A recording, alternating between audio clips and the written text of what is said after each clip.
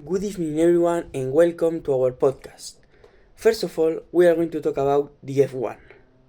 The Formula One world has landed back at the legendary Autódromo José Carlos Page, where drama, speed, and emotion always mix. The driver's title fight remains tight. Lando Norris leads by just 1 point ahead of his teammate Oscar Piastri, with Max Verstappen still lurking in third, 36 points behind. Pablo, tell us about the sprint qualifying in Brazil. In the spring qualifying session yesterday, Norris put in a flawless lap to claim the pole position by a substantial margin. Then comes the racing start of Kimi Antonelli with Mercedes, and the top three is ending with Oscar Piastri, his teammate in McLaren. After the top three comes George Russell, and meanwhile, in a very good position is Fernando Alonso with his best result in this 2025 season with Aston Martin F1. The F1 is very interesting, and now Williams is going to tell us about the weather that will be this weekend. Day weather reports: a wave of cold air in Spain, bringing frosty mornings, soft rain and winters. Madrid, the capital, great the day with clear skies and pale sunlight. The temperatures range to 4 grados Celsius to 16 grados Celsius, dry but cold, evening still into a quiet and wintry chill. Granada, farther south, sunlight softens the chill, mornings begin near 4 grados Celsius, but afternoon climb 25 grados Celsius. In mountains, the wind remains sharp, and remember, warmth is only temporary. Barcelona, on the Mediterranean coast, the sea brings a gentler tinge of cloud. Days hover around 15 to 18 grados Celsius, with occasional showers and silver-grey skies. Across Spain, in the next few days will with sun, clouds and rain. By midweek, clear skies return, but the breath of winter will linger in the mornings, and that's all for the day weather reports. Valladolid, in the heart of Castilla, the cool keeper. Mondays with freezing and light rain could arrive on Monday. The air feels still and crying intense the early winter.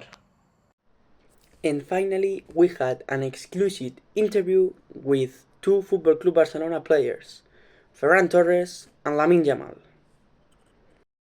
First of all, thank you both for joining us today. Ferran, you have become one of the more experienced players in this young Football Club Barcelona side. And Lamine, you are youngest star in La Liga. How does it feel to share dressing room?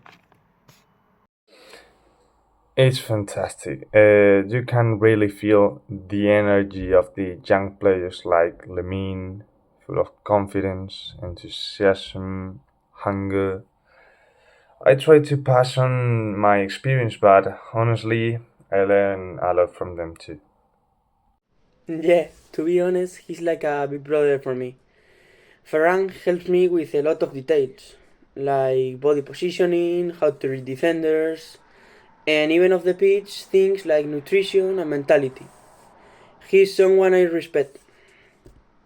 Lamine, at just 18 years, you are already breaking new records with Barcelona and the national team, Spain. What moment so far has made you feel most proud? Probably my first goal with Spain against Georgia. Wearing the national shirt and scoring too young, It was a dream for me. Ferran, you have been through in big clubs, Valencia, Manchester City, and now Barcelona.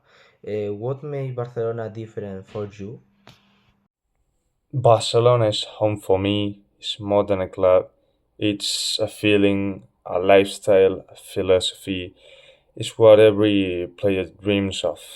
Here, the expectations are only to win trophies every season, but to win with identity and push your best version and push to the limits. Lamine, you have become a global sensation at such a young age. How do you handle the fame and the expectations? I try to keep things simple. My family and friends help me a lot. They make sure I stay grounded. I still hanging out with my friends, playing video games, watching TV and series, just doing normal things. On the field, I just focus on enjoying football. That's what I love most. And when you are off the pitch, how do you disconnect from football? By listening to music and spending time with my family. I like watching basketball too. I'm a big NBA fan, and sometimes switching off helps me come back stronger, I think. Ferran, you have ups and down moments of criticism and moments of redemption. How do you stay mentality strong?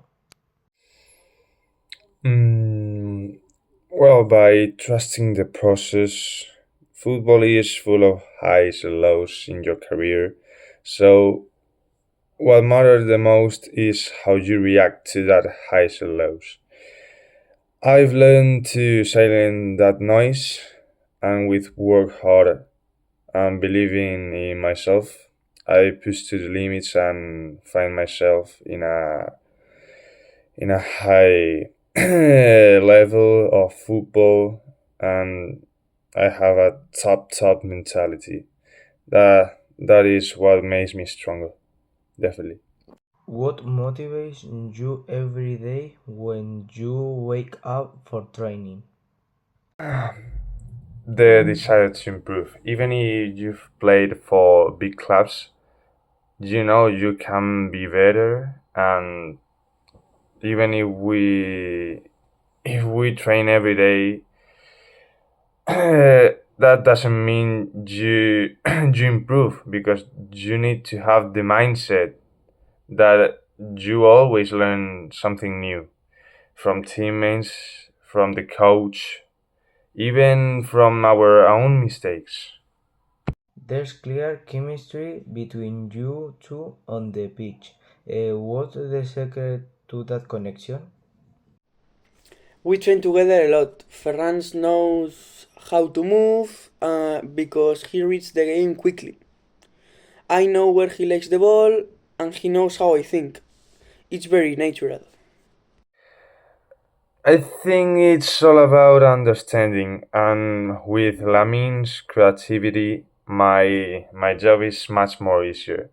So when he's on the ball, you just have to be ready and read the positioning of Lamin. Something is going to happen when Lamin's on the ball. If you could give one piece of advice to your younger self, what would it be? No worry so much. When you're young, every mistake feels like the end of the world, but it's not the end of the world, because football gives you second chances if you keep working. You have already faced top defense in Europe. Who been the toughest opponent so far?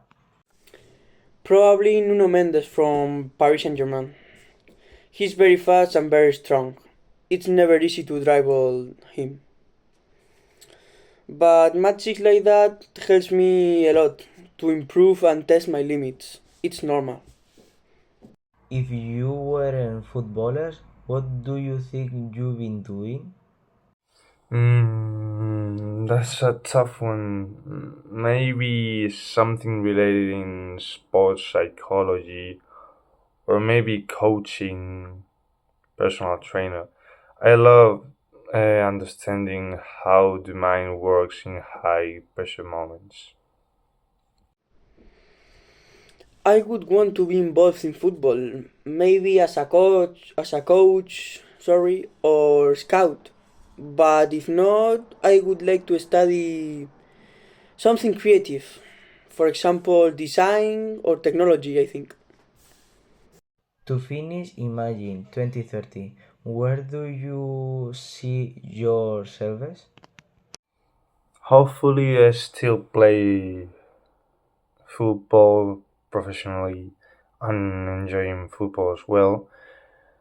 Maybe helping younger players like Lamine to grow, and of course, winning more trophies with Barcelona and individually. Yeah. We don't know, but I would love to still be here at Barca, winning everything possible and making fans proud. And to be honest, I'd like to win some golden balls. That are my real dreams. Thank you both. It's been a pleasure. Thank you. Thank you. This interview was so special. Don't you agree? Thank you for listening us and see you next time.